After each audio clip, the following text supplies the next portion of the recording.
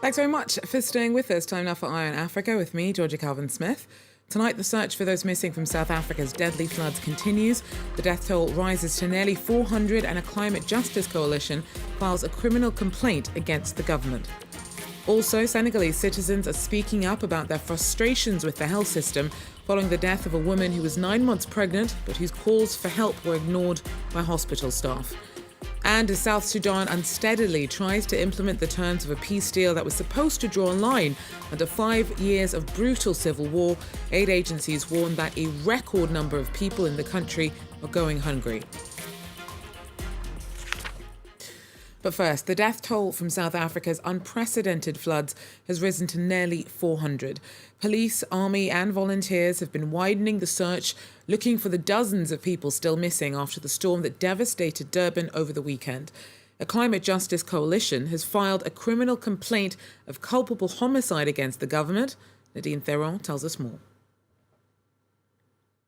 Flooding is South Africa's worst ever natural disaster, but the country has been suffering from the worsening effects of climate change for at least a decade.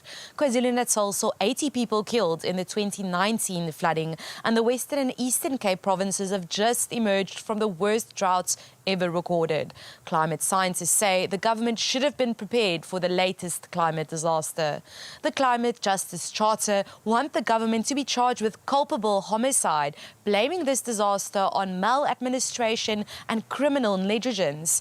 On Thursday, the movement reported the president and the cabinet to a local police station for failing to build climate-resilient infrastructure and not prioritising the climate emergency. Its members say they've been trying to talk to and warn the president since 2018, and now they want a meeting with the national head of prosecutions.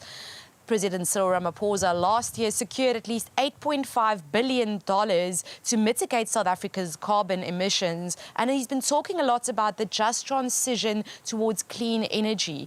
But the movement says very little has actually been done. Although a transition away from coal energy can't happen overnight, experts say that there are other preventative measures the government could have taken ahead of the recent disastrous flooding. After the 2019 flooding, they could have built catchment areas on hills, they could have built stormwater drains in residential areas, and they could have educated people not to build their homes in low-lying areas. All measures that could have saved lives.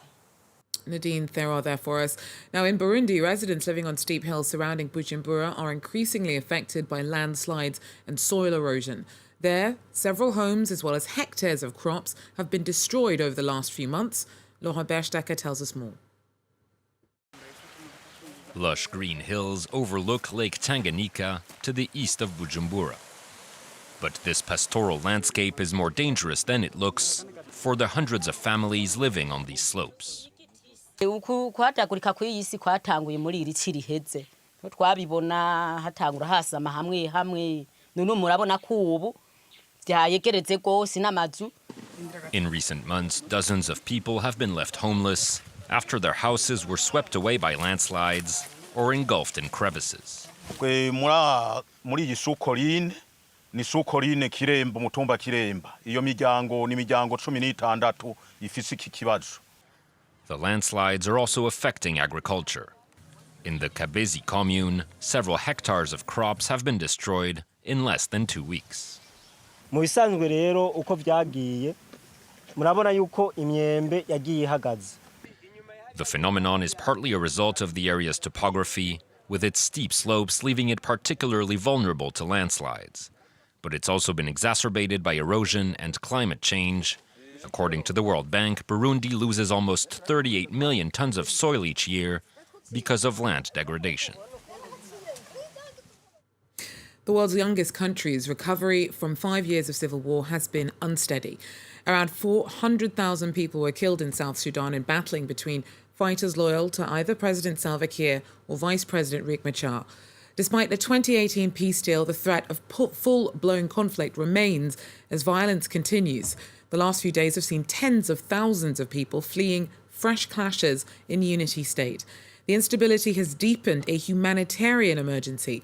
This week, the UN's warned that the country is facing its worst ever food crisis, with around 8 million South Sudanese, or 2/3 of the population, facing hunger. Matthew Hollingworth, the World Food Programme's country director, tells us more.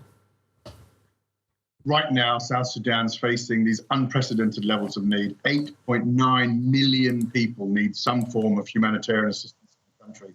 Our food security assessments tell us that more than 7.7 million people are going to be facing very high levels of acute food insecurity later on this year, 62% of the population.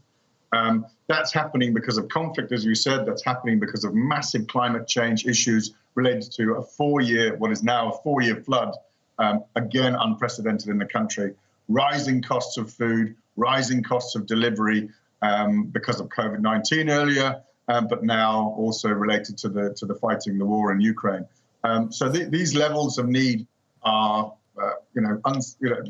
unseen before in South Sudan. But of course, as you said, it's at a time when we are getting into the last leg of the transitional period of the political settlement. So it couldn't come at a worse time. Now, the peace deal was signed in 2018. Have you seen access to those in need improve at all since then? I mean, clearly, as the nationwide civil war came to a hiatus, we have seen parts of the country really improve. Clearly, when there is stability, when there is peace, then we start to see people getting back on their feet, livelihoods expanding, improving the economy of different areas. So there's no question where we've seen stability, things have improved. But obviously, as you mentioned, the example just this last week of the fighting in Unity State in Lear County, now more than 25,000 people have been displaced. The World Food Programme itself has had to relocate more than 20 staff who were threatened because of the violence. We've lost warehouses, we've lost food that's been looted or burned, but most importantly, that's 25,000 people who've lost their homes, their livelihoods, all of the food that they'd grown in the previous harvest lost, their livestock lost. We're going to have to help them with everything now in terms of the humanitarian community. And it's coming at a time when all of us, the World Food Programme included, are strapped for resources to meet the enormous needs in this country.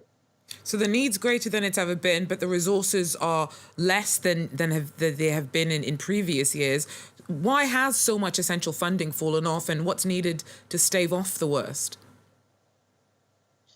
I mean, clearly, there are many, many, many other crises in the world, in Yemen, in Ethiopia next door, in the Horn of Africa, in the Eastern Horn, with the drought this year. Obviously, Ukraine, which, again, is having other impacts, rising fuel prices, rising food prices globally, all impacting donors' ability to meet all of these needs at the levels they should do. We have had, enormous support from donors over the years, but clearly there's also been a malaise, a bit of fatigue at the way the political process has moved, and so we've seen some drawdown as others have been able to at least maintain. But the needs are vast. I mean, the World Food Programme itself, we are $600 million short for the next 6 months in South Sudan to support upwards of 6 million people. And if we can't help those people, it's the impact. The impact is going to mean that, first of all, we will lose lives. Second of all, we will need to reduce the support we provide so that we can expand the number of people we provide it to, given the needs. That also means that the really critical work on development, resilience building, livelihoods building, the stuff that's going to change the lives of South Sudan, make this a more prosperous and peaceful country, that we're going to have to also reduce, because we're going to have to focus on life-saving alone. Matthew Hollingworth there from the World Food Programme. Well, in Senegal, a hospital director has resigned and duty staff have been suspended after the death earlier this month of a woman who was 9 months pregnant. Staff was sanctioned after her calls for a caesarean section were ignored. The case has sparked an outcry and reflects wider frustrations about the Senegalese health system by the population. Our correspondents report. The mood in Sokhna Astu's home is one of sadness and anger. Just days ago, this young woman lost her life in the public hospital of Louga, where her calls for a caesarean fell on deaf ears. Her aunt was witness to the scene and is still in shock. She spent hours calling for help. She said that she was exhausted. She was suffocating and having vertigo. No one came to her rescue. She suffered and died in unacceptable conditions.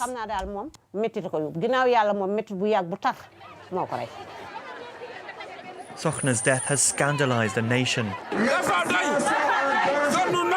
A march in her name was organised on Friday in the town where she died. Protesters were angry about the endemic lack of support for patients in Senegalese hospitals. I'll give you a concrete example from not even 1 month ago. My young son fell ill overnight. He had an asthma attack. I took him to the emergency ward on Saturday morning. The nurse asked me why I brought my child to the hospital and told me we had to wait until Monday. We're asking for two things: better reception, treatment, care and consideration of the human lives of the population. We're also asking for medical facilities to be better equipped. The health minister told the press on Thursday that the young woman's death could have been avoided. We are well aware that there is still work to do to humanize our health infrastructure.